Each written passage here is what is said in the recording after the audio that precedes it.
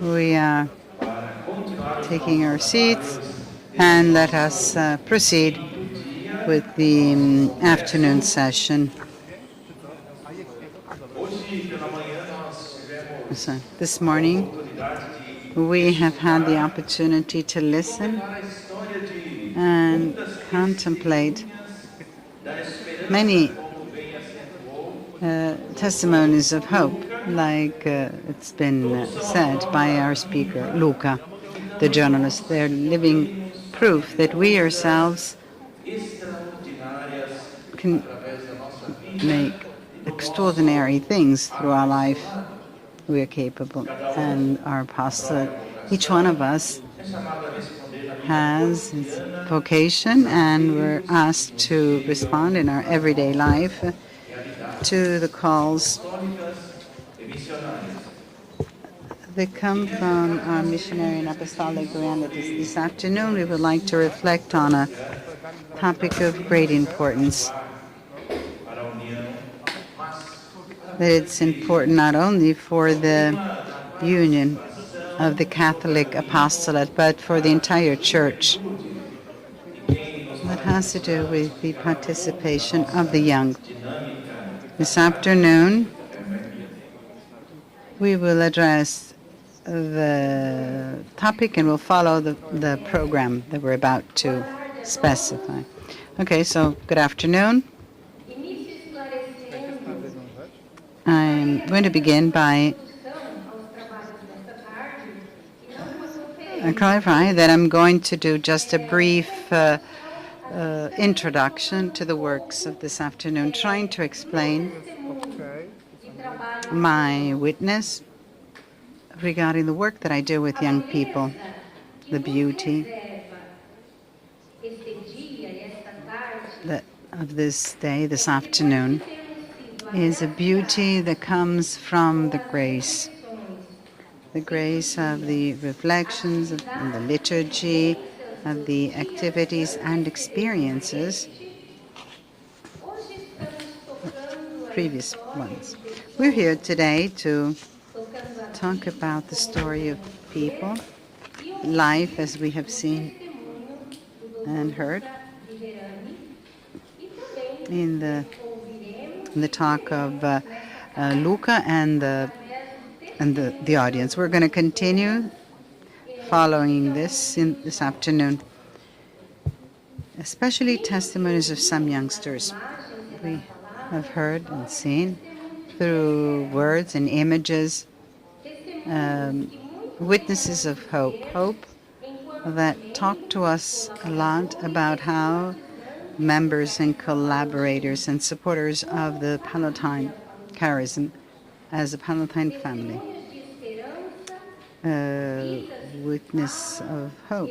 Lives that speak to us and that invite us to look towards the other, understanding that we ourselves,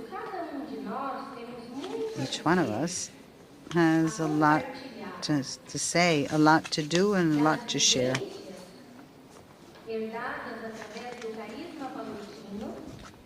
We know that the experiences of the Pallotti charism help us to transform lives of our brothers and sisters in our time.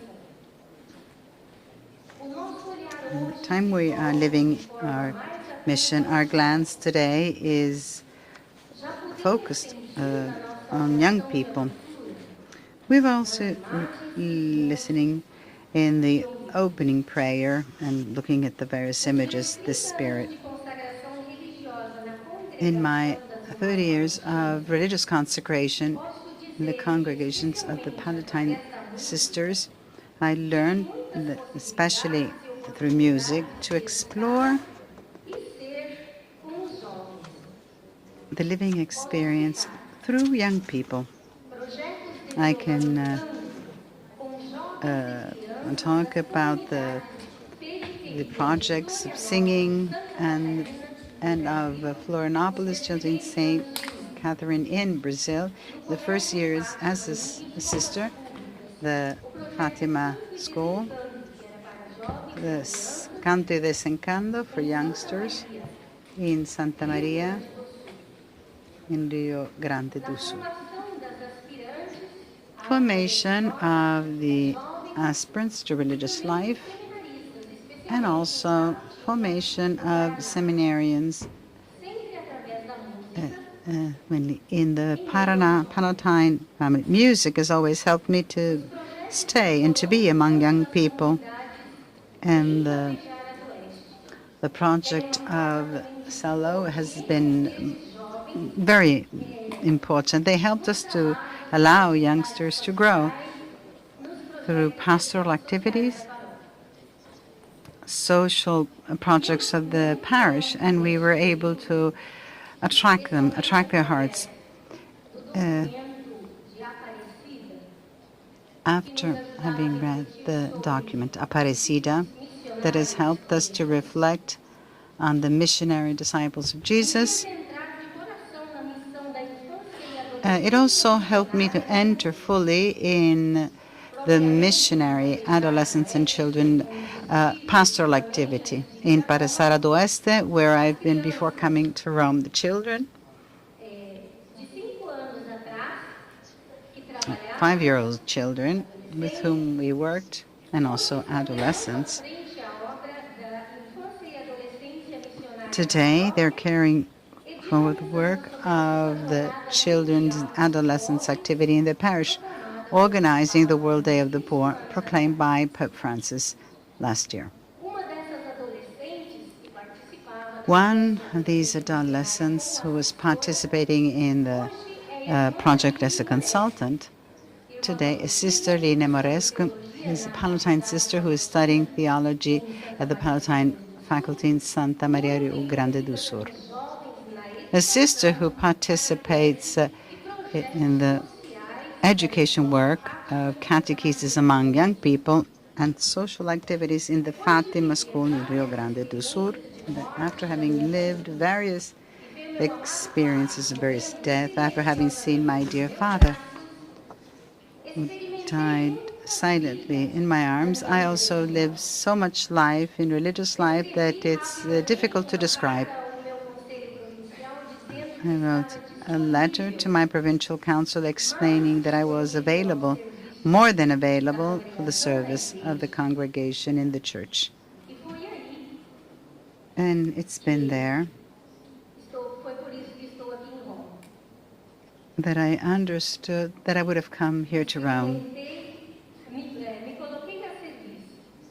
I have positioned myself at the service, and apart from the service as a member of the General Council, I've been asked to serve more directly as a member of the General Council, a coordinator of UAC,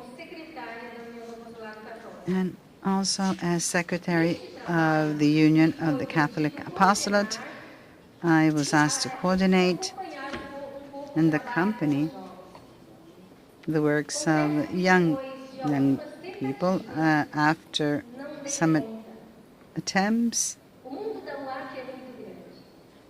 I still am able to understand the greatness of UAC. It is so big that it's difficult sometimes, but we're continuing to dream. I participated in the World Youth in Lisbon, trying to understand God's sign where we need to journey in order to work in a more effective way, hand in hand with young people. I've got in touch with some people in Lisbon.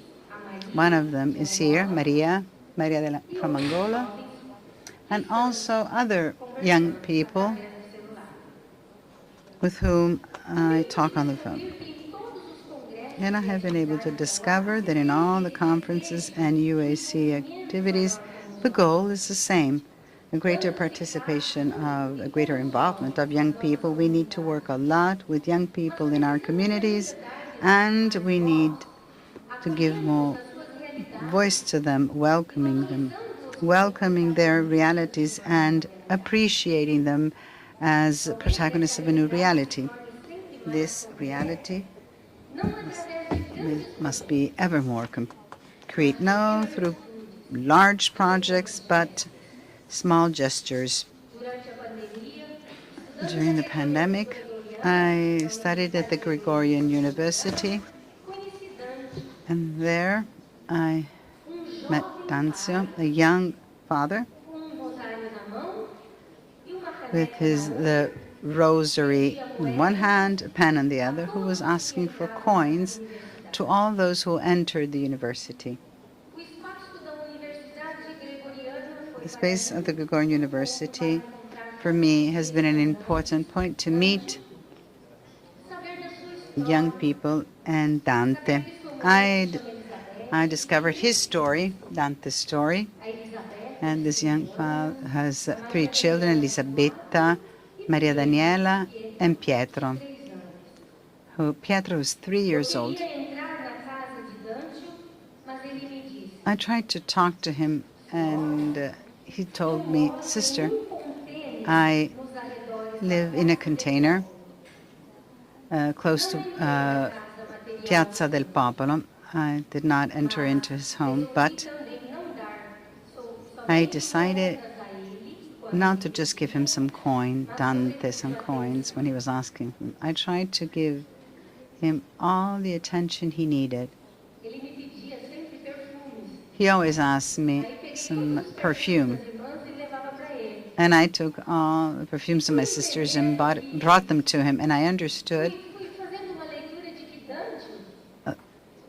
that Dante, in fact, he wanted a different perfume for his family. It seemed to me very sacred, very meaningful.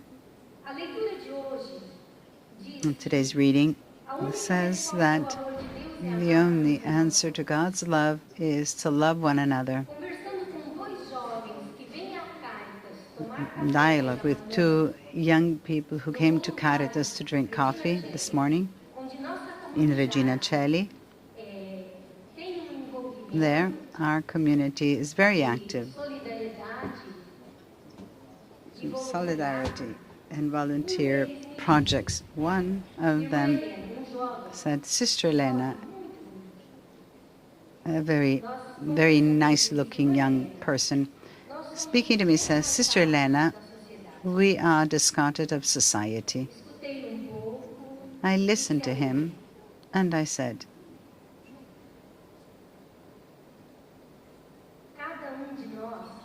each one of us is a part that has been discarded by others. We might feel discarded. Each one of us might have this feeling. There's part of us that is discarded, but we can use this part and transform it into something that is able to allow the seed to grow and to give fruit. This young man looked at me and he says, "I don't only want to be just soil. I want to sow. I just don't want to only be a seed." So, dear sister, I don't just want to be a fertilizer. I also want to sow.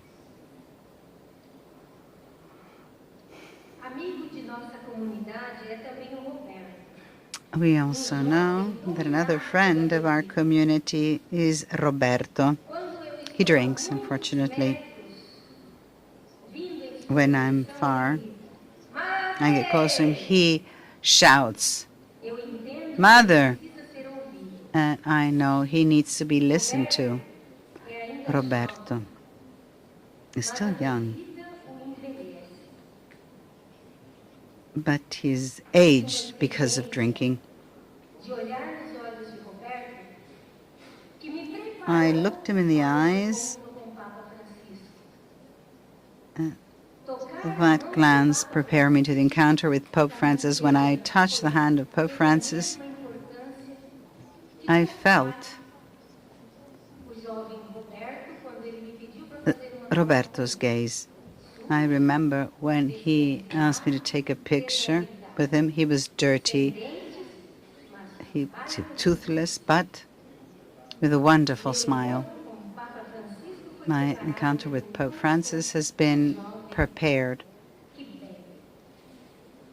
by an encounter with this young man who has a drinking problem. And this means that I was able to see in him. And once he said to me, I have the soul of a child, but sometimes I am transformed when I drink. And sometimes I eat bad stuff because as a child, I'm unable to tell when there's something that I can eat and cannot eat. When he tells me these things, I stay there in silence, and I also listen to what he doesn't tell me behind these strong words. The topic of the conference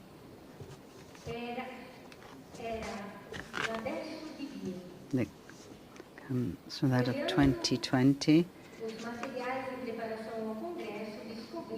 an important topic that taught us to look in God's direction, that allowed us to understand God's love. The principle is the same. Youth, it's not just a chronological time. Youth is a time where we need to make room also to novelty. We need to remember that it's fundamental to open up to novelties. And young people have so many things to offer us as a Pallottine family, and we want to continue to walk with them as a single body. And thus, this afternoon, we are going to try to walk like young people, divided into groups of young people, and also as young priests and young sisters along the missions. And we're going to begin this work by listening to a young priest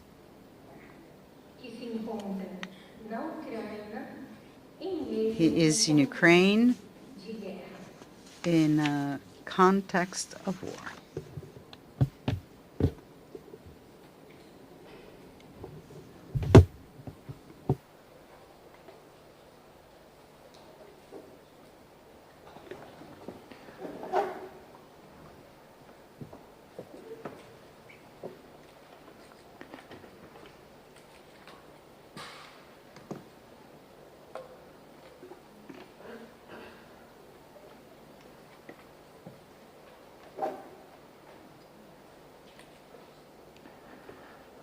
Boa tarde, Padre. Good afternoon, Father Vyacheslav. Nós já estamos te vendo aqui no nosso congresso. We are here holding our conference. Parlo italiano não, porque For me it's much better English if it's not a problem. Se è possibile, Is it okay? You can start. Okay. First of all, thank you for this invitation, and I had the plan to participate physically, but unfortunately, the situation in Ukraine is a little bit difficult for traveling, and especially in the context of a law about mobilization to go to the army and to give us peace with risk. We don't have assumption, and so we have to be very careful about this, because now the process is to make some modification about that law, so that it's not so easy. In the same time, also the question about electricity in Ukraine is really very terrible, very difficult, because just sometimes a little bit more hours during the day we have electricity in different hours, and we have to manage how to live. Because it's not just the question about how to do simple work that we have, simple services that we have to do, but it is also about like normal life, and it's really not very easy.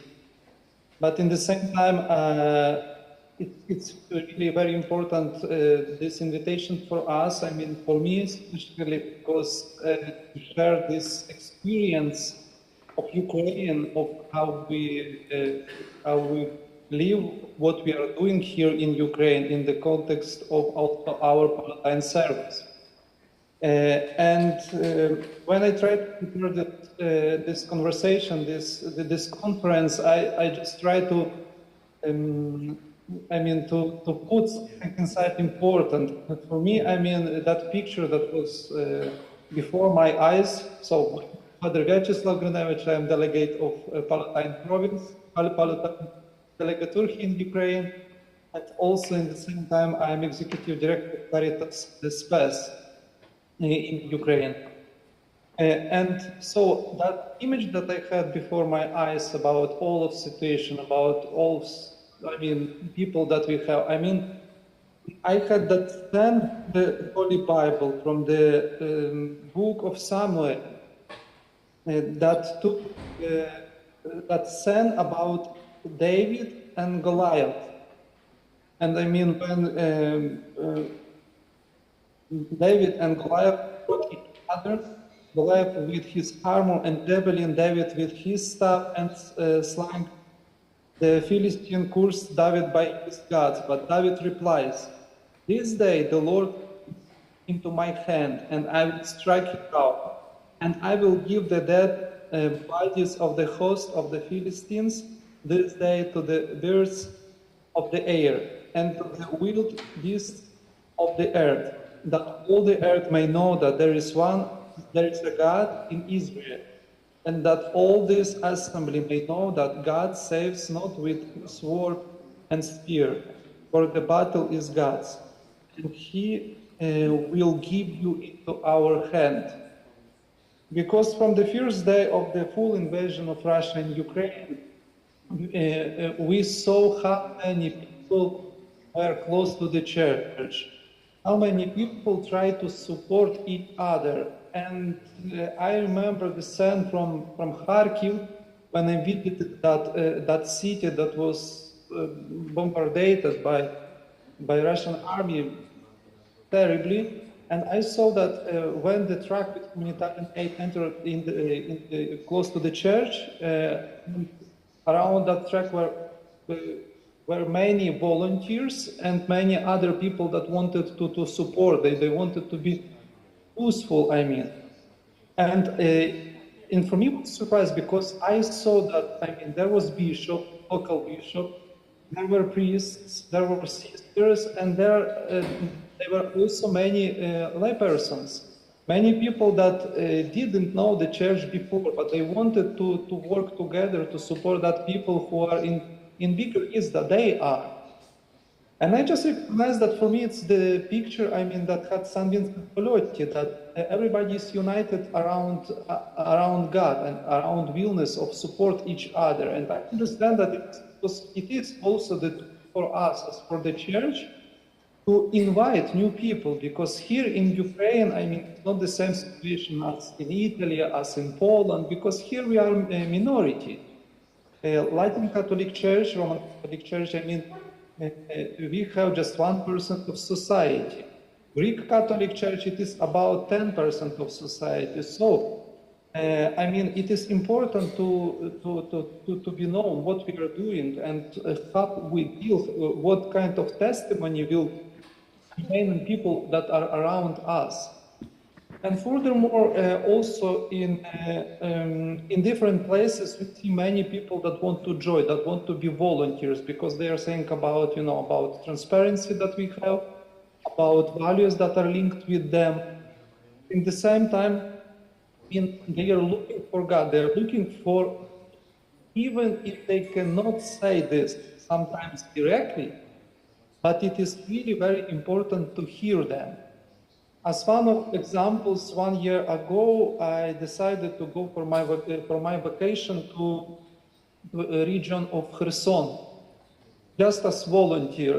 Without all of my titles, without be recognized as a priest. Just I wanted to be with people, to understand, to speak with them. And me and my friend from Poland, I mean, he asked about opportunity to go somewhere. And so we visited one of that places. I mean, we remained there for 2 weeks, and and we remained in one school. And every day we spoke with people that worked there, but in the same time they were volunteers because they didn't get payment, and I mean, they were bombarded every day. And so we decided, I mean, to support some families in small reconstruction. To exchange the windows, to make some small reparation with roofing system. Yeah, because I'm not expert of this, but my friend is expert. So that I was like his assistant in this. And when we came back to sleep in that school, like yeah, there was a man, and he wanted just to speak. And every night he asked, "Let's go outside. Let's speak a little bit." And so I heard many stories about the problems of mouses in that city, because I mean, he said that it's a problem for them. Then I heard stories of complaints about, because they have that Dnipro River close to them. So about illegal fishing, I heard, I mean, that many people, I mean, they fish illegally and so many, but I just, you know, I just listened to him. And after a few days, he asked me directly, "Are you a priest?" And I said, "Yes, I am." And then I asked, how did you recognize this? And he said, "Because you are listening to me, you listen me." And then I was surprised, and then I understood, I mean, that for him, and so after that, I mean, he said, "Do you remember that I said you about illegal fishing?" I said, "Yes, do you remember?" He said, "I am one of them." And so for me, it looked like compassion, but it was not, you know, like the with act of reconciliation. But I mean, for me, it was very interesting that people would like to see that somebody listened them, and they're ready to share their stories. And if you give a little bit more space for them, they will ask you about your God, about your values. And I think that for us, for the Catholic Church here in Ukraine, it is great, huge opportunity to be close that people who is victim of the war. I mean, we all are victims of the war, but our vocation now is to listen. But in the same time, also for me, it is, I mean, when I'm speaking with priests, with sisters, also, I mean, in spiritual conversation, and almost all people say that it's very, I mean, that they have the problem with prayer. And I mean, I don't know why, but it is really very difficult to explain, yeah, because it's really very hard to come back to the prayer after that pictures of the world that you see. It is a lot of spiritual question about all of that situation. So it's not easy. And sometimes, I mean, also the problems of when you're sleeping during the night, I mean, in your mind, it is linked the pictures of war with pictures, spiritual pictures, and also about normal life. And so it's so mixed inside of you. I mean, for me, it's just like those pictures that we see of the war, TV, from social services, from social media, I mean, it is already inside of us, and it come back to you during your night. It is come back to you when you hear the sounds. I mean, you can recognize that, oh, probably it is alarm, but it's not alarm. It's just sound that is very similar. So inside of us, we have a huge distraction, huge pictures of the war, and I believe that we have to invite God to our hearts, and also to show the other that, I mean, as we as a Catholic, as a Christians, we have the same problems, and I mean, and that trauma linked us also, and in that trauma we can meet our God, Jesus Christ, who shows to us how we can win all of that picture of classification, I mean, that we have now. But in the same time, also it is interesting because many times I ask, please God, support me, because I mean, this situation is really terrible for me. Show your presence here. And it was really for me amazing from the perspective of my spiritual experience that during the crisis, during the war, I think God presents himself more directly. And I had many, many examples of this. As one of them, it was, I think it was 3 or 5 months when was started the aggression in Russia in Ukraine. And I had many, many different calls.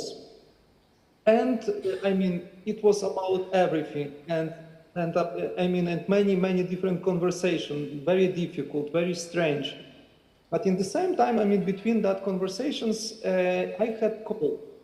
And one of my confraters, Pallotti and priest from Bulgaria, our confrater, and he is the direct, oh, I'm sorry. So we have one confrater, Pallotti priest from Ukraine. He is the director of a small orphanage house. And he wanted to visit me in Kyiv, capital. And so he traveled to. At the same time, I had very strange call. One woman tried to call to me, and she said, "Hello, Father Vyacheslav. I received your cell phone number for some volunteers, but I didn't recognize who was that volunteer." And I said, "Please tell me, what do you want? What do you need?" And she said, "Look, I mean, we are close to the front line, and we are almost occupied because in our city already started the fighting between Russian soldiers and Ukraine. And here we have one child. He was 11 or 12 years old. So because a few days before, I mean, they met that child on railroad station without parents, but they, I mean, and that woman, she is representative of local government, and she said, we want to ask somebody about the opportunity to adopt this child for 6 months when we will resolve this situation about that child. And I was like, oh my goodness, I'm sorry, but I had many different requests, but that somebody asked me as a Roman Catholic priest, I mean, to adopt a child, it was like, wow, you know, it's a little bit strange. And then I thought how I can explain this for my superior. And I wanted to say, I'm sorry, I cannot support because, I mean, I don't have opportunity, I mean, to manage this kind of things. But in the same time, I just recognize for 1 second, I'm sorry, but Father Pavlo, I mean, my confrater, he's traveling to Kyiv. Maybe I can ask him about advice, what to do in this situation. Then he said, okay, just a moment, I have to think. And then I called to my confrater, and I said all of this situation about these children, about the situation. And he said, okay, let's try, we'll try to do something. And as a result, Father Pavel adopted for 6 months that children for resolving that situation, and that situation was resolved, and child came back to the government, I mean, offices. I mean, it was finished. But for myself, I mean, I understood that I didn't have solution, and that woman, she called in that moment when I just for a second recognized that priest traveling to me. I mean, if she would call 1 day before, 1 day after, at that circumstances, I'm sure that I will not recognize. And so many stories about this, how God present himself in these circumstances of war. And I collect all of that picture testimonies of his presence. And I mean, for me, it's amazing how direct that presence is. And what's also important for me, I mean, but it's maybe about the context, I mean, to support people also, to share with them all of that stories, to present God that He is here.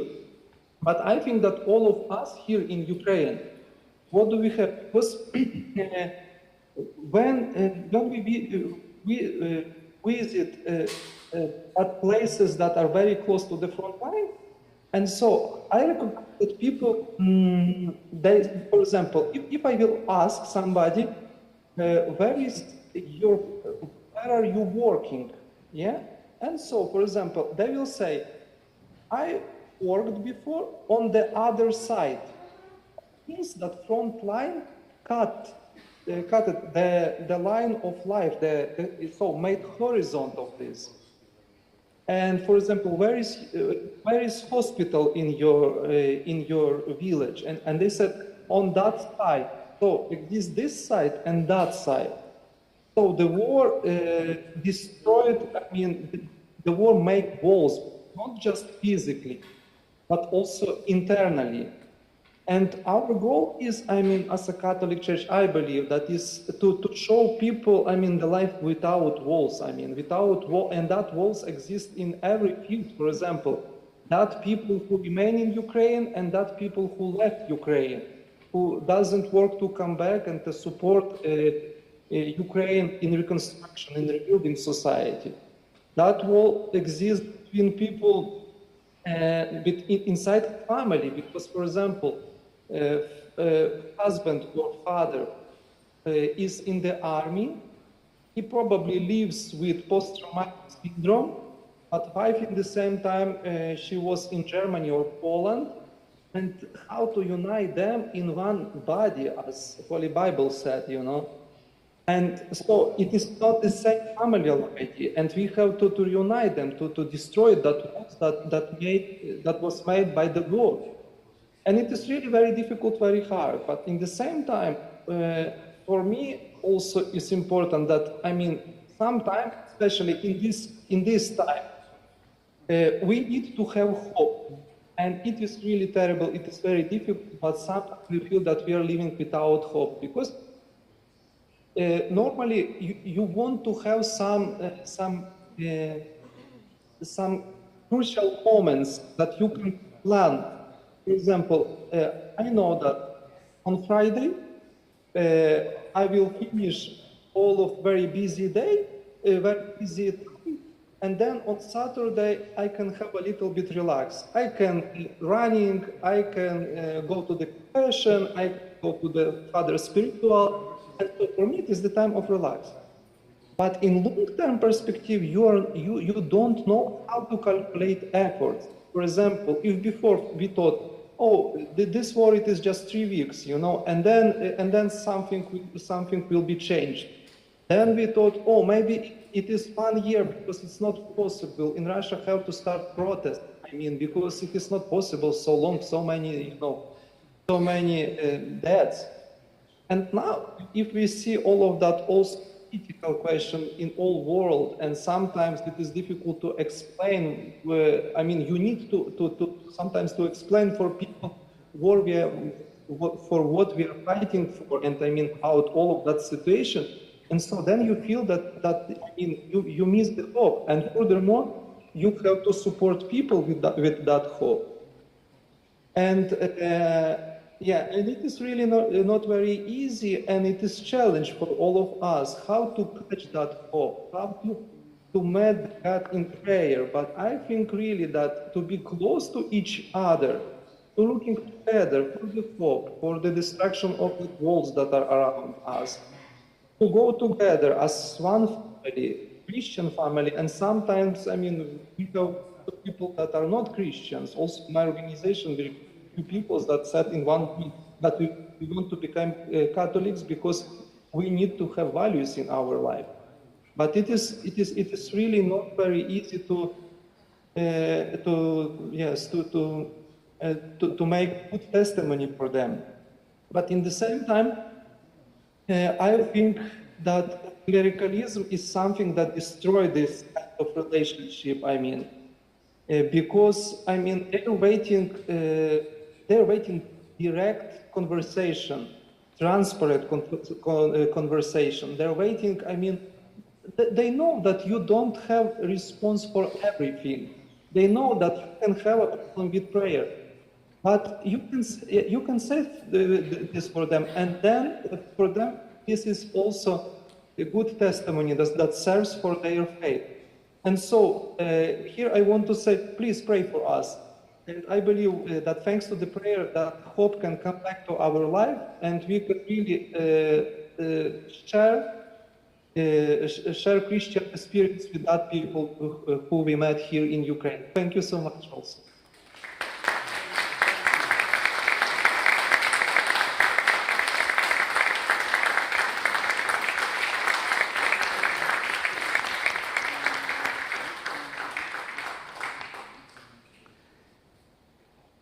We wish to thank Father Yosef for his tremendous testimony. Father Yosef is a Pallotti priest belonging to the Christ the King province of our society.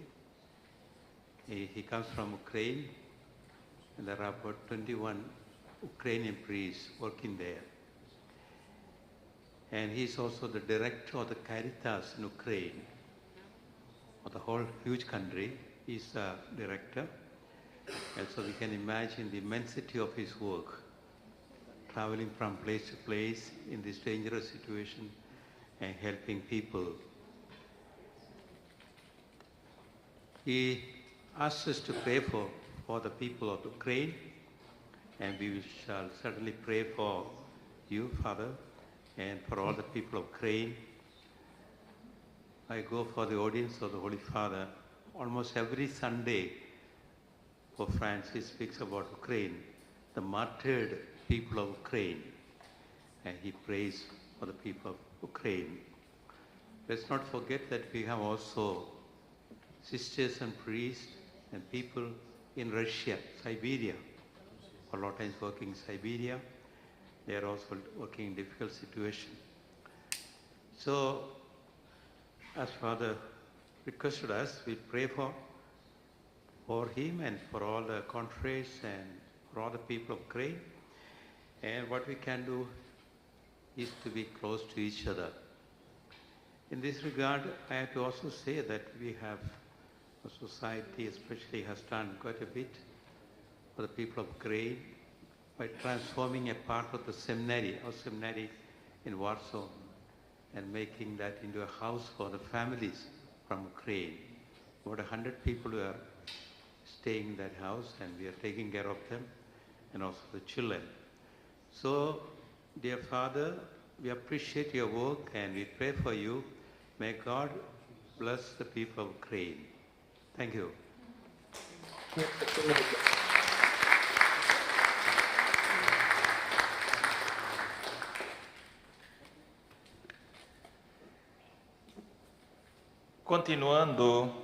Continuando os nossos testemunhos, Pressing on agora with nós our queremos witnesses, chamar do extremo let us sul call da América do Sul, propriamente here a terra do Papa from the Francisco. south of Nós America, convidamos para usar a palavra from the land of Pope amigo e Francis. grande Let us tradutor invite our espanhol, dear friend Pablo and Fernandes. great Spanish translator, Pablo Fernandez.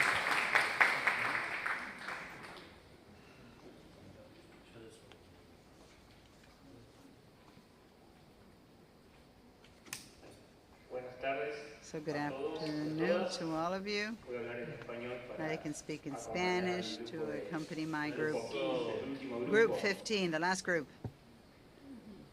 Me resultó difícil It's been pensar difficult to un think testimonio of a que witness pudiera that contener could los momentos más include the most importantes de important estos moment más of these de more 30 than años 30 de years seguimiento of de following Jesús, Jesus, en este carisma and this que charism hace that la makes mejor versión de it, mí. that gives the best version of Comenzaría a me, relatar of eventos myself. en I los would que like to begin claramente recount pude events where I palpar could la clearly presencia feel the de presence Dios of en mi God vida. in my life. Actually, he was always there, but I didn't always perceive his presence. So first of all, I want to tell you that I come from the only community in Argentina that has the presence of entire UAC. Lay people, sisters, brothers, and priests. That's a great gift. When I was 15 years old, and after spending many Saturdays and Sundays in the parish with the scout group, catechesis classes, the Legion of Mary, and youth groups, I felt that I needed to spend more time there, not just to participate more, but actually to be more complete. During one Holy Week, Father Rodolfo Capalosa came to preside the celebration. I decided to approach him and to tell him what was happening to me. He invited me to talk on a regular basis and to begin a discernment process. My sisters used to go to the Palatine Sisters CSAC school, and I was very much impressed on how the religious sisters were, how they enjoy being religious and the joy they had. I saw them during the daily mass, and they always had something to say to me. It was not normal that a 15-year-old kid was at a morning daily mass. That was strange. I had attended primary school, SAC, and they had left in me a mark of the pastoral activities. They were always different. That year I participating in a meeting of young Palatine in Jopa, that's the name of it, where I was in touch with some Formis. Brother Victor was a very important present, and Father Ruben IV. There I strongly perceived that I wanted to be like them. While I was finishing my studies in secondary school, I was getting closer to them. I spent some days visiting to the formation house.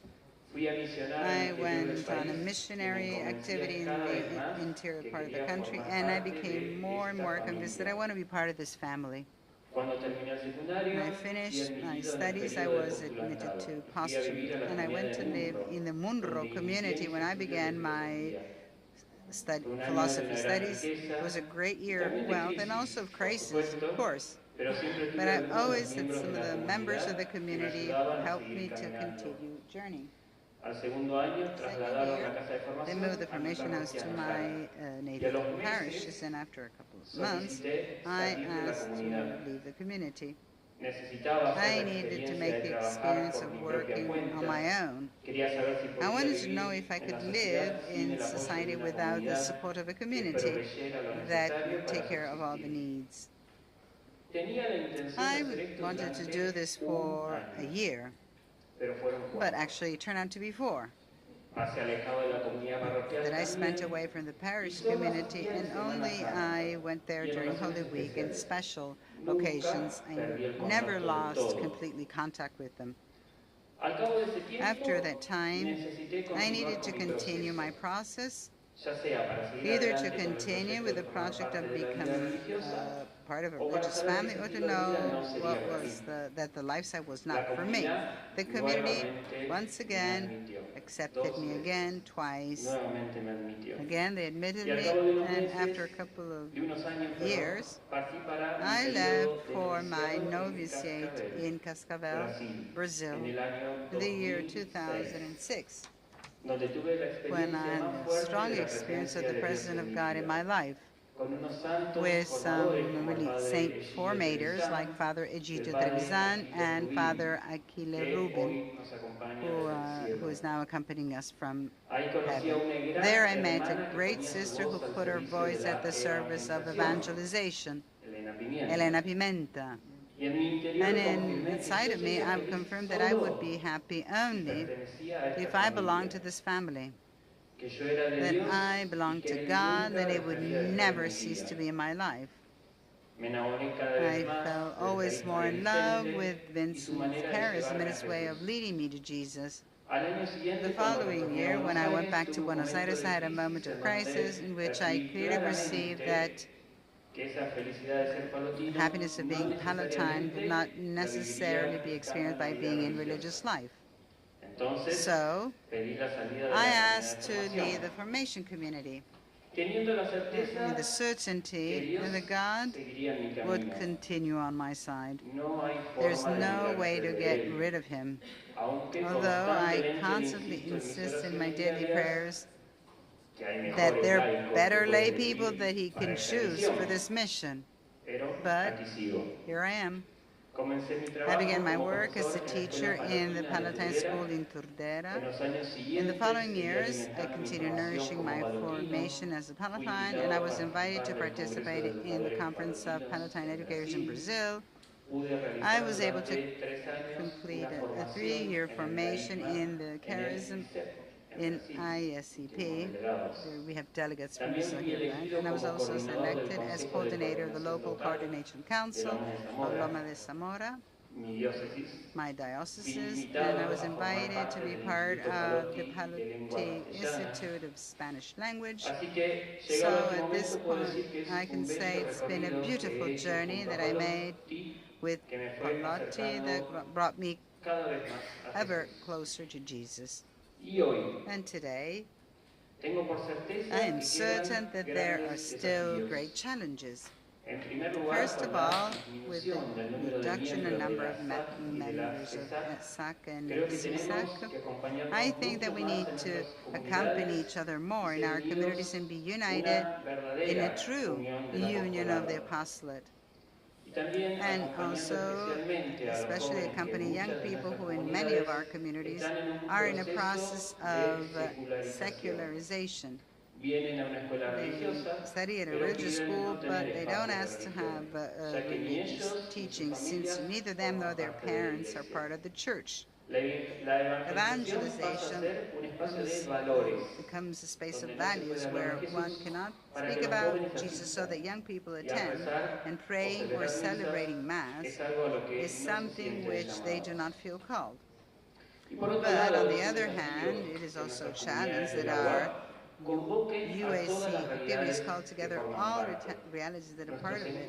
Our meetings do not call all the communities, and there are not so many of them, and there are various proposals, but none of them one that unites all the realities. I hope that Mary, Queen of the Apostles, will continue to assist and transform us in a true cenacle.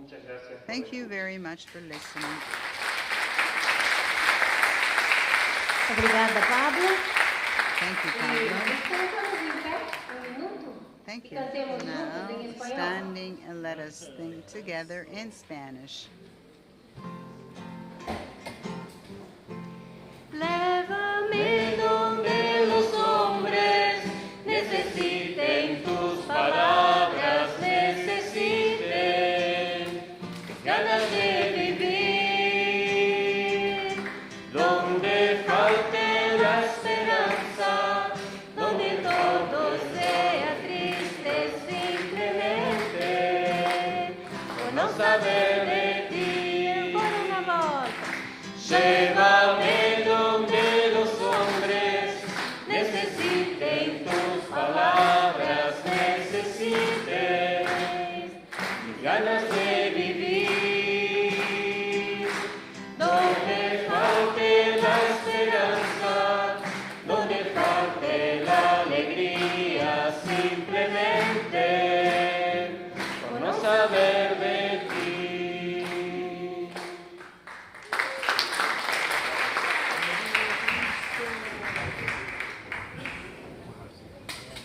Continuando na América Latina, Okay. chamamos agora a Still irmã Latin Maria America, let us call now Sister também Maria, para dar o that seu testemunho. will provide her witness. Sister Maria, Maria, irmã missionária. the missionary. Boa tarde a todos e a todas. Good afternoon to all of you. É com muita alegria It que is a estou great aqui joy for me para falar um to pouco be here. da nossa missão como Pallotina Because I would like missionária to talk to you a little em bit about país my mission in muito grande, a very que large tem as suas country diversidades, mas que acima de tudo that tem has o a amor lot of no differences coração. within. Como But first of all, iniciar let's love esse momento? there, the Como center. How também can foi we falado begin this moment pelo nosso amigo e irmão Możecie, as foi difícil. Porque falar dos outros é mais brother from fácil. Argentina? Falar It's de difficult to si begin. é complicado. It's easier to Pelo menos pra talk mim. about others. When you Mas have to talk tomei about a yourself, it's a bit decisão difficult. But I decided Resumidamente, falar da nossa missão. that Missão talk to you essa briefly que about our começa, mission that né, starts. querendo assim recordar a todos, que And começa I want com to say a chegada it das to irmãs all begins missionárias with becoming pallotinas the alemãs. missionary sisters, Essas Palestine três sisters of são Germany. mulheres, uma com Three 50, outra com One is 37, 50 outra years com 40 old, e one alguma is coisa, 36, and e another chegam one em terras maranhenses, 40 years old, that they come precisamente to numa cidade Maranhão, de 10 mil uma habitantes city chamada of Tibiras, 10,000 na, inhabitants. na diocese de Coroatá. In the diocese Essas of três Coroatá, irmãs chegam no dia 3 de sisters agosto come de on August 3rd 1980. of Com a 1980. sua chegada, essas três Who were their missionárias, arrival, que these three são missionary Matilde, Pallottine hoje sisters, já falecida, irmã Matilde Rita is no Loren longer e with Cristina. us, Rita Essas duas Loren and voltaram Cristina. para a Alemanha. that they went back to Germany Elas chegaram trazendo muito entusiasmo came e desejo de ajudar o with a povo lot of daquela região. enthusiasm and a strong período de desire to help the seca e de people of this fome. region E assim o in fizeram. a period À of medida great que iam entrando hunger and na drought, and they did realidade so. e na vida das I pessoas, know that they elas entered into the desenvolviam life seu of people in their apostolado. hearts, Vários jovens se developing their apresentavam com o apostolate, desejo de many young conhecer people, a vida the e a desire missão to know the life and dessas mission religiosas. of these religious Já women. no ano de 1984, Already in três jovens 1984, chegaram, começaram a conviver com elas. three Aí mais tarde, young essas women jovens se started to tornaram live as with them, três and later they primeiras became the irmãs first Brazilian nativas missionary maranhenses. Pallottines of Maranhão. Elas são Avani, They- Marilande e they Sílvia, are Maria sendo que Avani, Maria Marilande também and já Sílvia. está com Deus. Com a chegada dessas três jovens, Marilande is already. abriu-se então uma with God. outra casa With the arrival, na vizinha there's cidade also de another Codó. house was opened Em in Codó the foram neighborhood town criadas of Codó. And duas there, comunidades. Uma na two comunidade de communities Santa were Teresinha, founded, da qual eu Santa faço Teresinha, parte, ou and I'm seja, part eu of era this community, filha desta comunidade. Santa Teresinha. E a I outra was paróquia São the Raimundo, daughter of this community, ambas and then na Usai do Mundo, zona periférica da cidade. in the peripheries of the city, the outskirts of the Essas, city. principalmente a irmã Maria Avani, que Looking fazia parte especially desse Sister momento de Avani, who is part abertura da comunidade de Santa Teresinha. of those Eu fui in Santa despertando Teresinha para a minha when I vocação started to como participate. religiosa. Following Essa her vocação example, despertada à I started medida que eu ia having this conhecendo o feeling trabalho of a pastoral vocation that has das grown irmãs, so far juntamente as I junto understood the aos pastoral work of the necessitados, sisters, nas visitas às famílias, always close to the no needy, acolher o the outro, ones who ao ouvir to the poor and the quem estava needy. com dificuldade. They were Foi there. assim I was que ready to nasceu em listen mim to o the chorus desejo of each and de everyone. ser I uma noticed religiosa. how myself I Notando had this também desire nelas to become a a alegria religious, constante, and I mesmo saw their diante das joy dificuldades enfrentadas, also e in durante a facing realidade difficulties, sofrida, da dura realidade sofrida suffering do povo.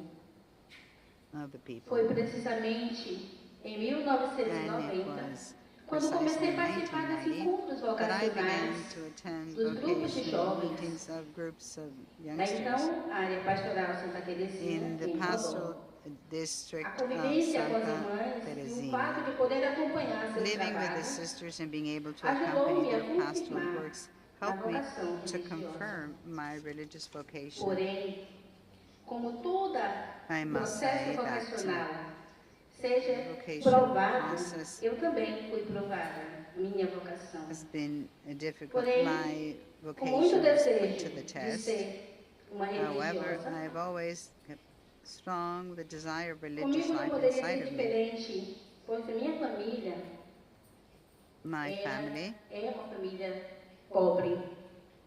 E is a very eu poor precisava, family mesmo in tomando a Brazil. decisão de querer And ser uma I religiosa, needed to take a naquele decision momento quickly.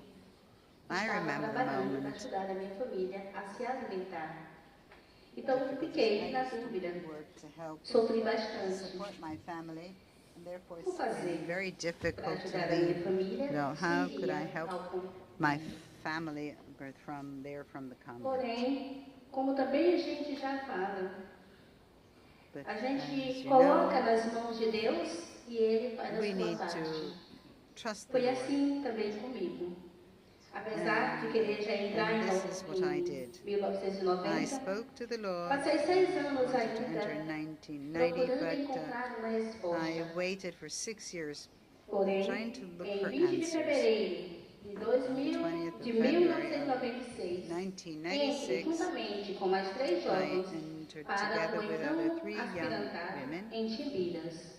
in the Tempos difíceis, momentos aspirant difíceis, house of porque havia Timbira. There preocupação. were Minha difficult mãe não era times aposentada, because como se my mother poder viver? did not Mas confiando em retire. Deus, How could she eu live? fiz esse I passo. entrusted the Lord, Em and I 2001, decided fiz to take that professei, decision. teve meus primeiros In votos no 2001, estado do Piauí. I Em made my first 2008, emiti também vows, meus and votos in pretéritos na 2008, I paróquia made São my Raimundo, em final Cuba. vows in the parish of São Raimundo. O que sempre me motivou a ser pallotina foi ver o trabalho das It irmãs has been com os motivated necessitados na by promoção the humana example e a vida de oração delas, the clear of e the vê-las sempre Pallottine sisters, an prontas example of para life, ajudar a quem life precisava. dedicated to prayer and Atualmente, helping the sou needy. professora concursada. I am a teacher Tenho now. trabalho em Timbiras. I work No in início, Timbiras. não At the beginning, compreendia bem I did not como o understand trabalho well remunerado pudesse fazer parte da minha paid missão work could be enquanto part of my mission religiosa. as a religious. Porém, num determinado momento, But Deus me mostrou que, ao passar naquele concurso, God showed to eu me tinha a that missão de ajudar os passing that alunos exam, I a had the mission to help the aproximar-se students to get a título de closer to exemplo. Him. Em For 2004, example, in eu the year trabalhava com uma turma de 2004, 42 I crianças, worked with a group of entre 42 elas students. crianças que já vinham sendo reprovadas nas escolas, e eu perdi Children who already had some totalmente o problems domínio at de school. classe. Foi I, um dia tão difícil. I lost control of the class. I was so difficult. I was really desperate. And I Porque started me to perguntava, cry o que estou fazendo aqui? because I was asking myself, what am I doing here? Ao chorar, eu As I comecei was a crying, rezar. Só que eu imaginava I started to estar pray. rezando interiormente. I Só que eu was estava rezando. thinking about a prayer, inner prayer, a deep prayer. Passado In fact, momento, I was talking in a loud voice, and then a mais after danadinha, como nós chamamos, a tocou child no of meu this ombro classroom e next to disse, me, and he touched my shoulder and said, professora, irmã, teacher, sister, nos ensine a rezar, como você estava fazendo can you agora há teach us how to pouco, pray? What you were doing before? quando levantei os olhos.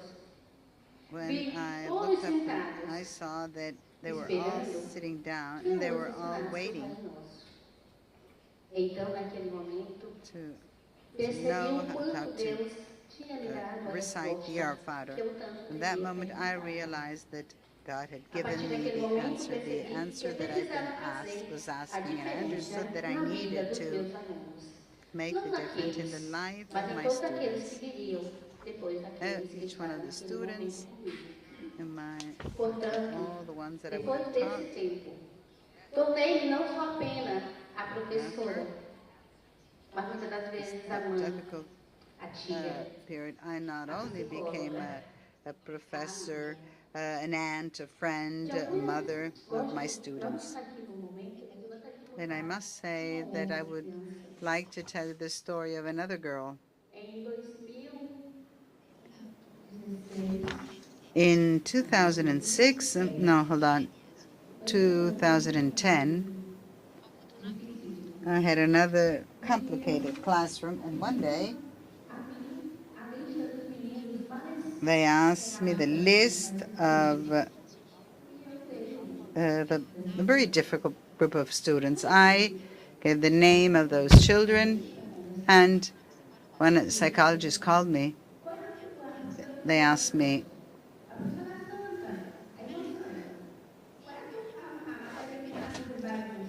and then I said, they were asked, who is your favorite teacher? And they said, they all answered together that I was their favorite teacher. Because they said that they were able to receive my love. It's important to remember that love is the key. Sometimes this is the key. This is it. In our communities, through love, we're able to provide the presence of God. So I would like to remind you that in our work, we must always put our heart. I work with the catechesis. I am a teacher. I would like to remind you of the importance of projects that we sisters, fathers carry out. For example, the Project Criança Esperança, childhood project to help children who don't have food. We try to use culture as a tool to allow them to develop, especially children who are undergoing difficulties. Youth need to have some opportunities. It is important they do not fall into the trap of drugs. In Teresina, this is very risky. Father José Orlando created a mission. We try to help. And I would like to remind all of you that to be a Palatine, apart from being a vocation, it is a great grace, because today I can say with clarity, I feel fulfilled in all that I do. And I'm grateful, especially to all the organizational team, because time we have to talk is fundamental, to talk about the reality that we live on every single day. Thank you so much for listening. Thank you, especially Sister Elena. Thank you for having helped me. Thank you very much to all of you.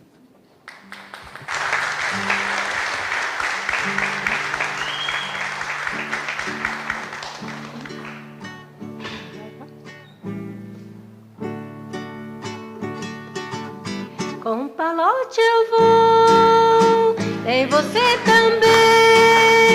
Viver a missão de evangelizar e fazer o bem. Eu sou pallotino, vivo pelo amor, para que a igreja seja um só rebanho e um só pastor.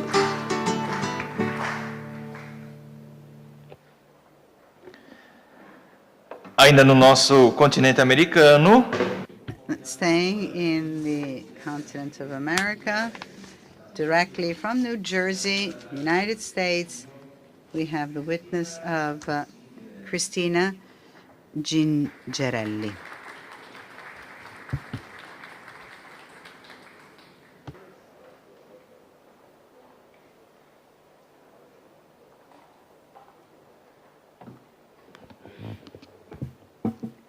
Hello, my name is Cristina Gingerelli, and I am from the United States, specifically New Jersey, which is very close to New York City.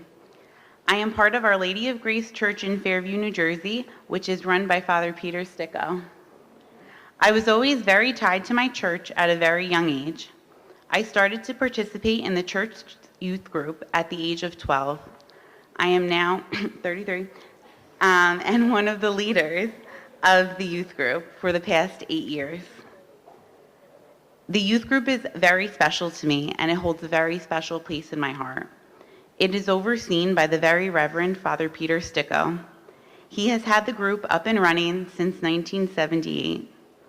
Personally, I have always been drawn to Father Peter's zeal for life, how he is with the parishioners, and how he has made our parish a true family. The mission that we all follow is that of St. Vincent Pallotti. As a group, we try to follow in the actions of St. Vincent by giving back to the poor. In the past, we have volunteered at soup kitchens, fundraised items to donate, and planned events for the children of the community.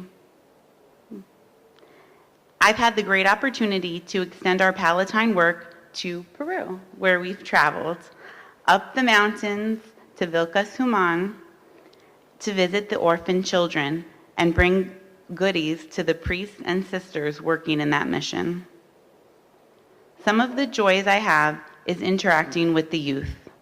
We have meetings twice a week, every Sunday and Wednesday, and we come together to gather, express their issues, we listen to them, they listen to us, and just to form that community and that family. Not only do I work with the teenagers of the youth group, but also the children of the parish. The children of the parish sing at the 9 a.m. Mass on Sundays. They are our future, and it gives me great joy to lead them in choir songs. The 9 a.m. Mass at Our Lady of Grace is specifically for the children. During the homily, Father Peter calls the children up to the altar and delivers his homily to them directly. And then they ask him questions. They're always given a piece of paper as well as their homework, and then he continues on with the Mass. They are a joy to be around every Sunday. We do have our challenges, though. Some challenges that we face as a group is membership.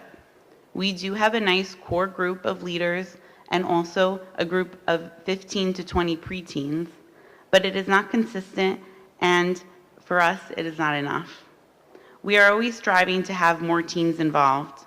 We had quite a decline in membership since COVID. We recently had a welcome night for the incoming sixth graders to be able to join and attend group regularly. Things that we do to get them involved is have a s'mores night, we have movie nights, and we try to make things very fun for them so they want to come to group. My desire is for the group is to grow and flourish. It would be great to grow the membership and have kids a part of the group on a more regular basis. I would also like them to experience more volunteer activities in the surrounding communities for all. Currently, a disappointment that I have is the size of the group of attendance in church. It is unfortunate that there is little attendance in Mass for our preteens and teens, but again, we are always striving to encourage them to come to Mass with all of my messages that I send them. I hope to see more of the youth at our Masses. We used to have a very high attendance. Our 12:15 Mass is catered to our youth. That has decreased through the years and also due to COVID. Another hope is to extend our love and joy to others less fortunate to us in the surrounding communities. Again, I would like to have them to experience seeing how St. Vincent experienced his poverty in his community, and to bring that to them and have them experience that joy of being able to help others in their own community.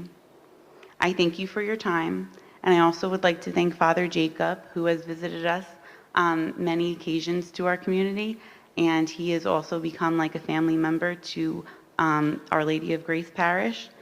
Thank you again, and it was an honor to speak to all of you.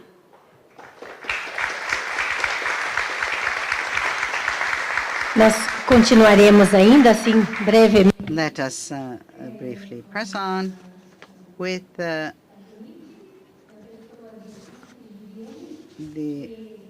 Giuliani.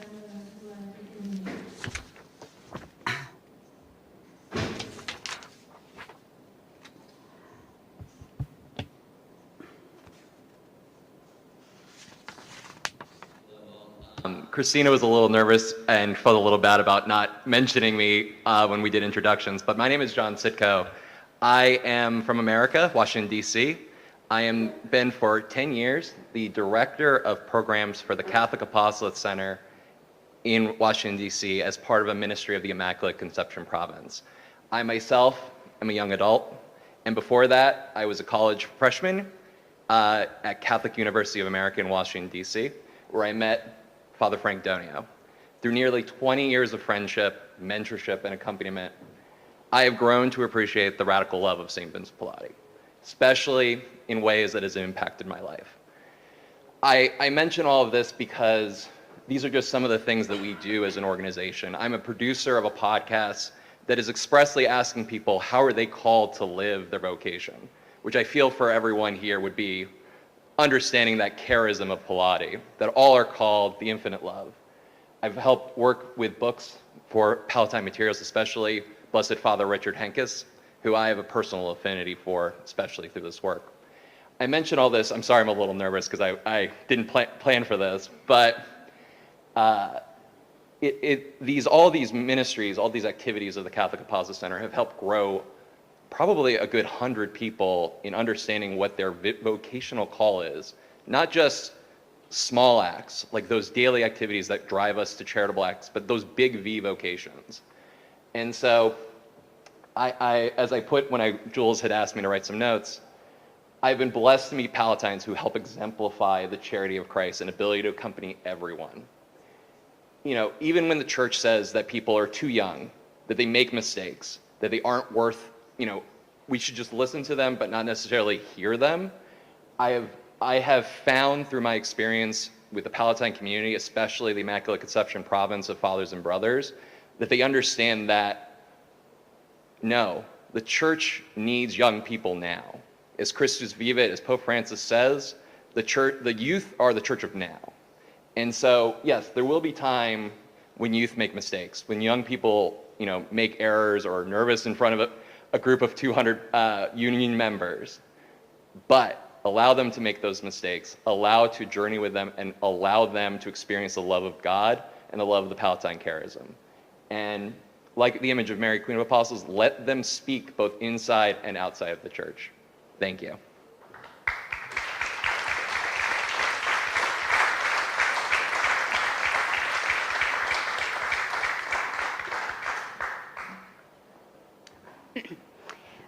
So my name is Julianne Calzanetti.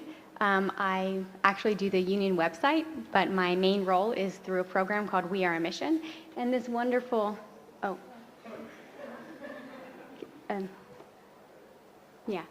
Father Stephen is here. This is a phenomenal missionary called Father Stephen, who I met in Tanzania and was responsible truly for giving me one of the most life-changing days of my life.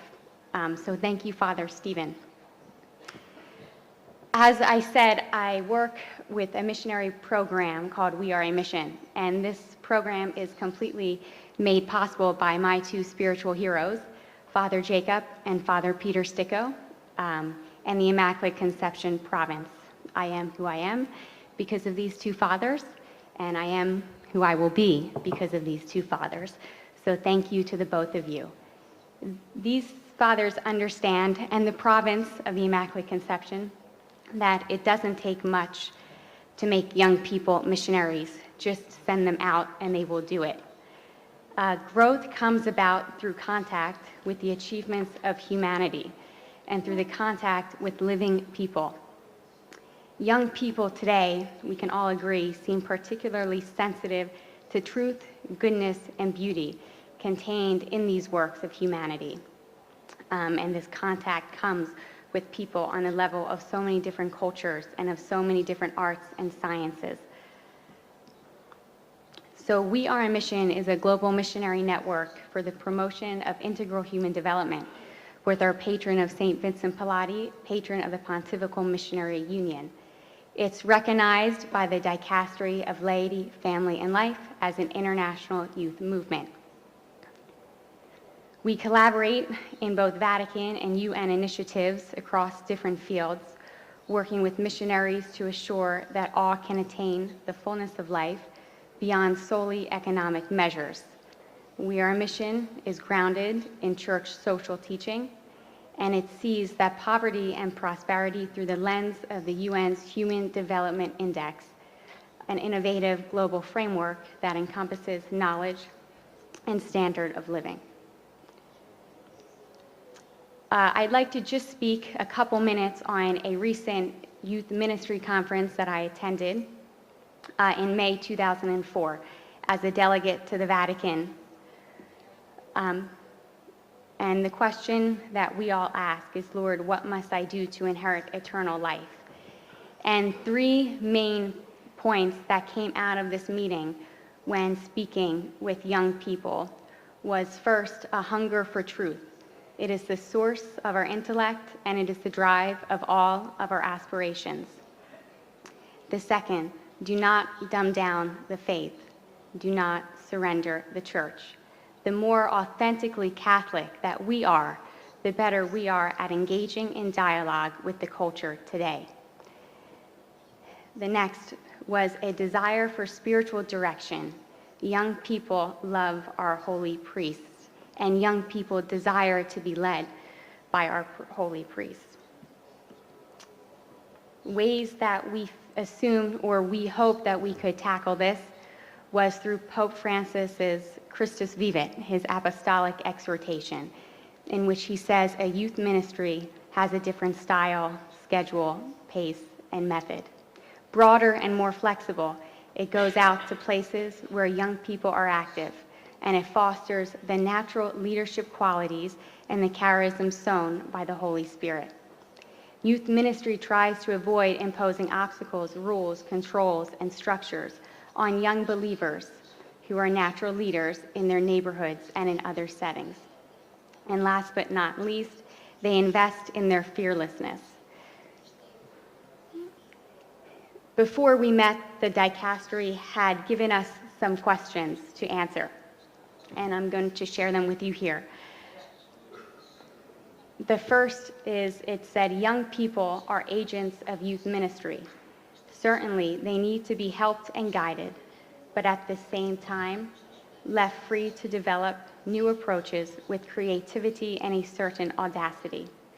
If we answer these questions here on an international level of the Union, in reality, how relevant is active participation, involvement in the decision-making process, listening,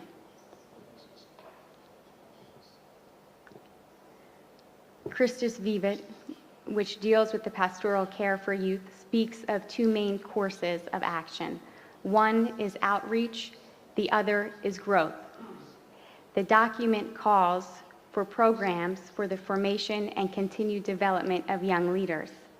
In our reality today, has the creation of youth leadership training programs been given prominence?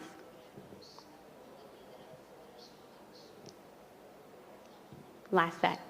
In our reality, how relevant is taking care of these aspects for young people?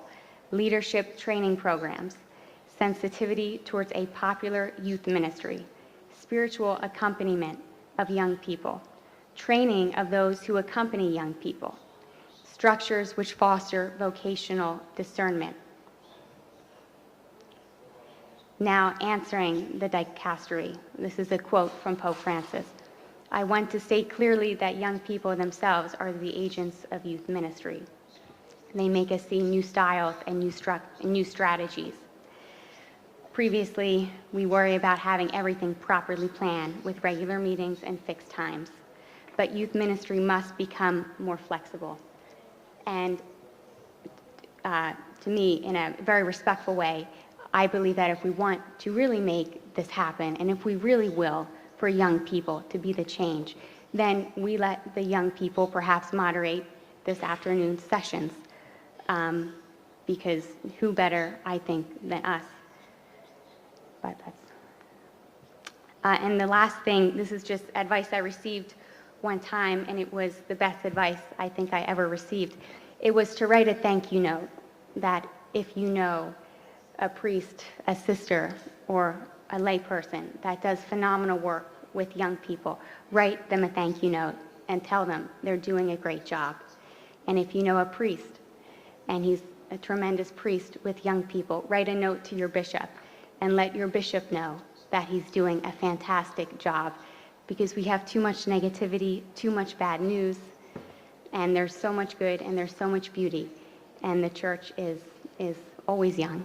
So thank you.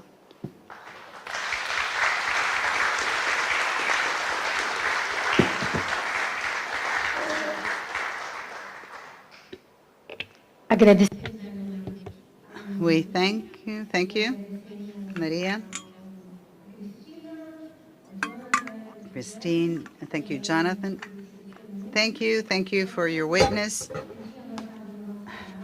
Now, it is a bit running a bit late, but we would like to listen the other witnesses. So, this is why now let's travel to Africa. We have Antonio João that is going to give to us his witness.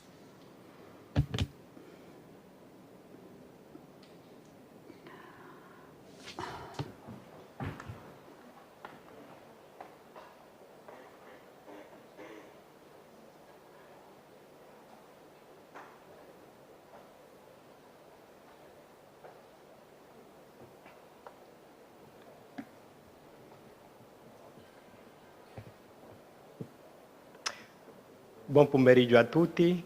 Good afternoon to all of you. I am Antonio João from Angola. I live in Luanda, and I'm a member of UAC. I have my compromise in Rome, where I was here to study, and I went back to Angola after bringing with me a strong spirit of missionary responsibility as a member of UAC. Put it this way, it looks as if everything is clear and obvious. But to tell you the truth, looking back, the path for me as a member of the Palatine family has not been so obvious and easy.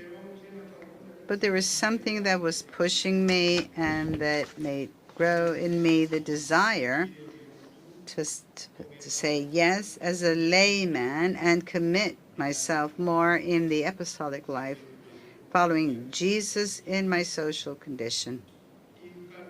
To get to the act of commitment in the UAC has been long, but at the same time, I can say that I was guided by St. Vincent. I stayed for most of my stay in Rome in the John 23rd Center, where we are 100 students from different countries.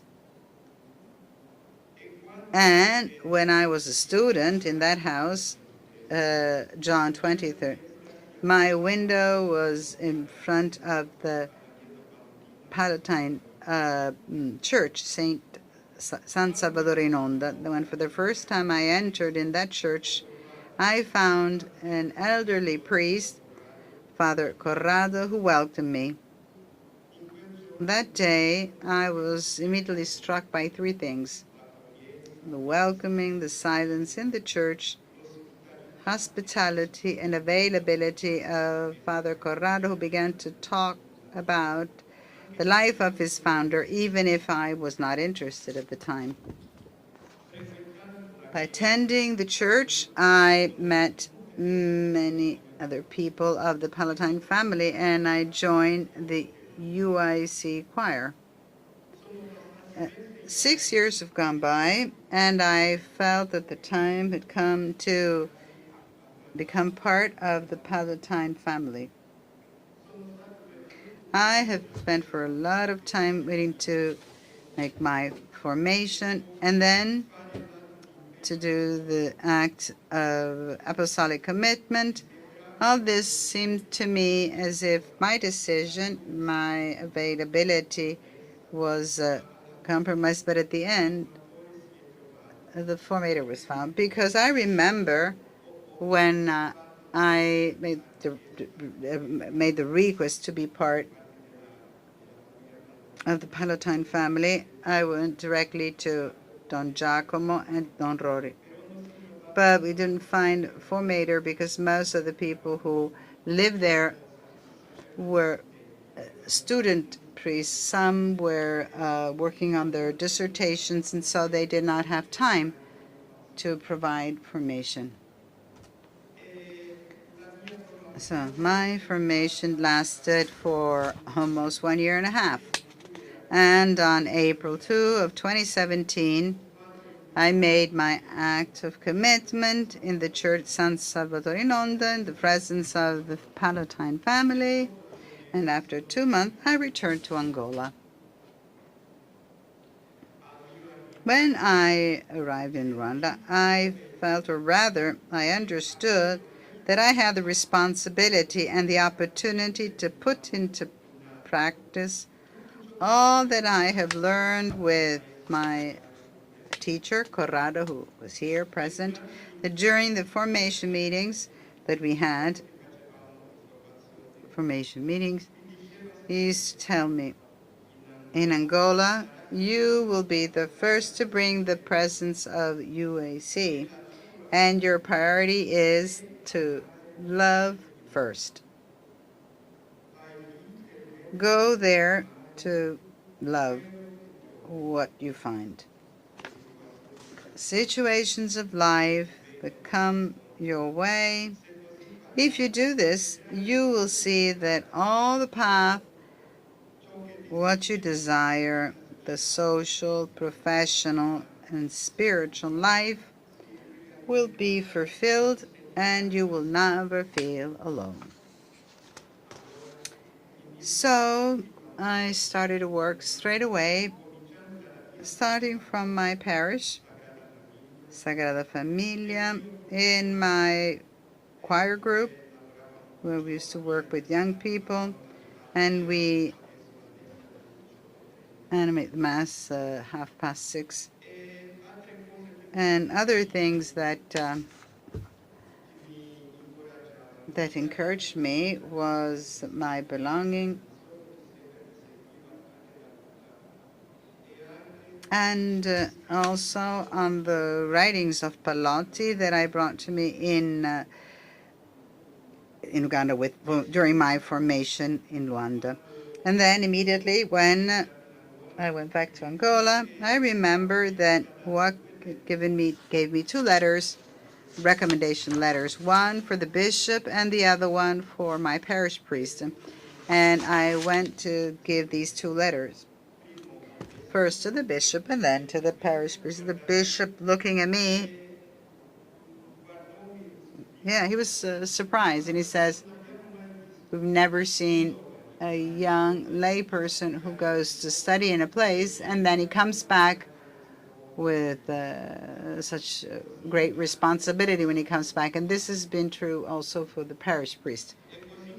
So I immediately started talking of what I had learned here in Italy during my formation. And I found immediately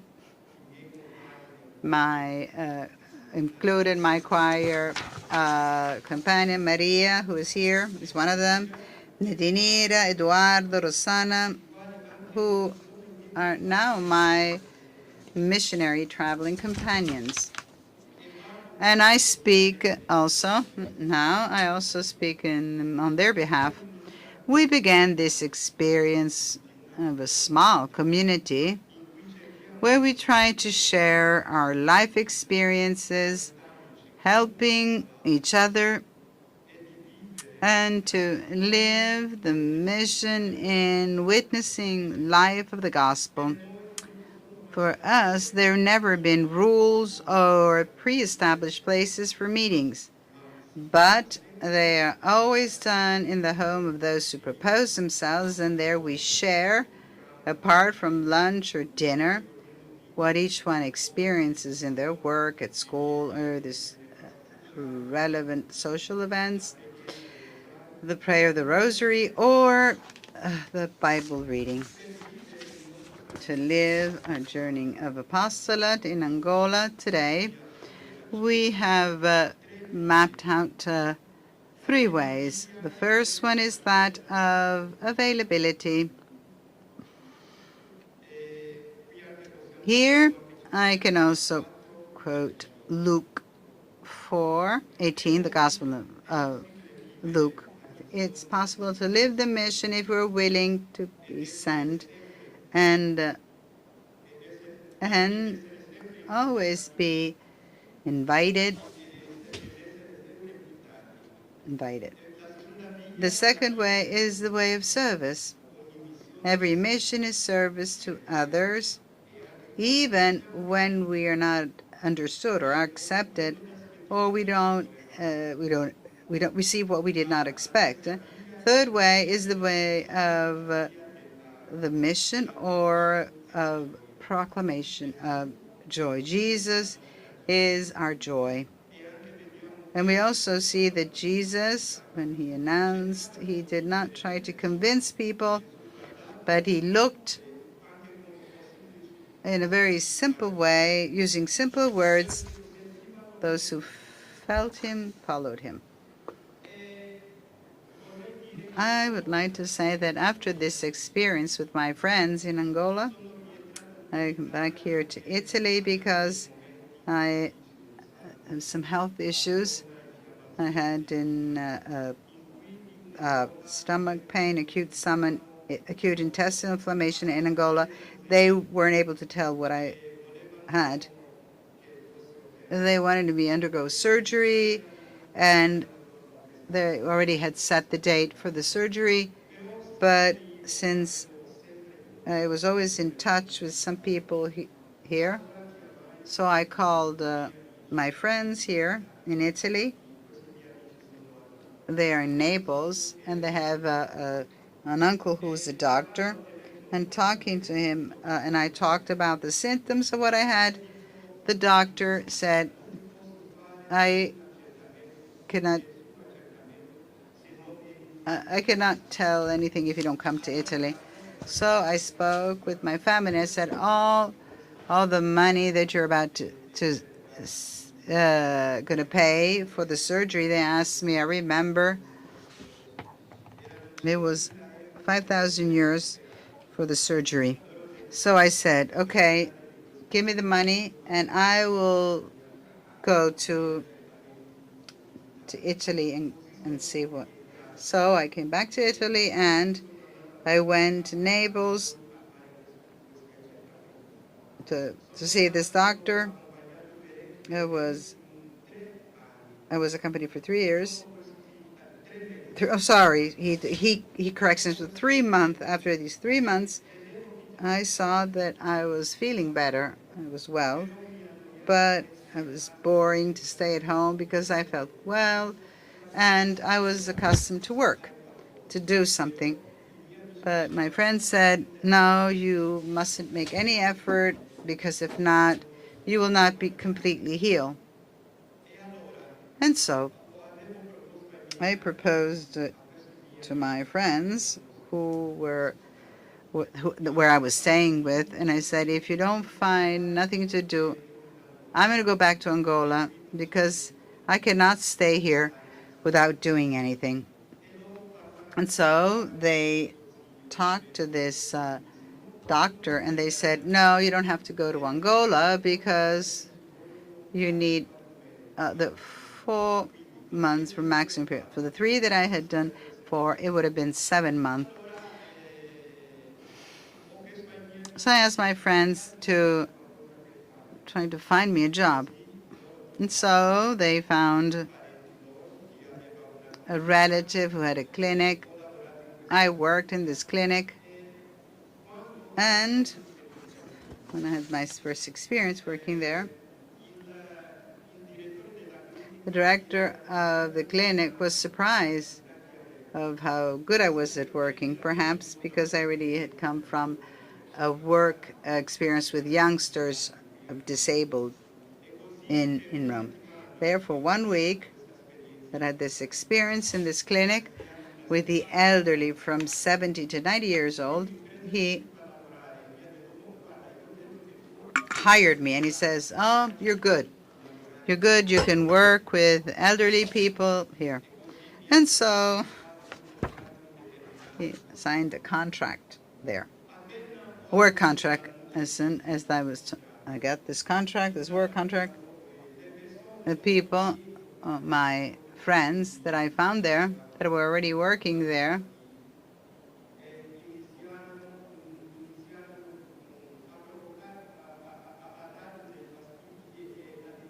they said, they weren't very nice to me. They said, oh, they were all Italians and I was the only foreigner. They studied, they said that, oh, I came there to take their work from them. And so, since each one of us was responsible of preparing the medicines. One day before I finished they went to the medicine box and they changed the therapies. So the sick people felt sick. It got worse. And that's my bad moment occurred because I did not understand. Well, I was doing my job well, but I did not understand, Antonio. I apologize, but the friars are taking away our coffee break. So can we just take a 20 minutes break? Then we're going to come back here and you finish after, all right? You're going to finish your witness. Can we go for 20 minutes break? 20 minutes break, thank you. So 20 minutes break, thank you.